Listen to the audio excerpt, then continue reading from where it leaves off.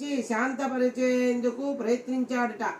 కానీ అందు నిమిత్తము అమ్మవారు మాత్రము అడిగింది. తన నివాస స్థలమైనటువంటి శ్రీహరి వక్షస్థలాన్ని తన్నిన భృగువు మీద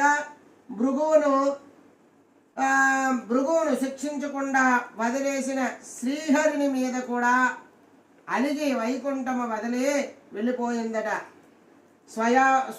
స్వయాభిమానము కోసము భర్త అయినా సరే వదులుకోగలదా తల్లి, అలాగనే భక్తులను మాత్రం ఎప్పుడూ కూడా వదలదు అమ్మ. భక్తులంతా ఆమె బిడ్డలే కదా, బిడ్డల దోషాన్ని తల్లి క్షమిస్తుంది. ఆ విధముగా వైకుంఠాన్ని వదిలి భూలోకములో తనని ఆరాధించేటువంటి భక్త కోటిని ఉద్దేశించేందుకే కోల్హాపురము చేరిందట. శ్రీ వైభవ లక్ష్మీదేవతాయై నమో నమః. శీలా భక్త సులభై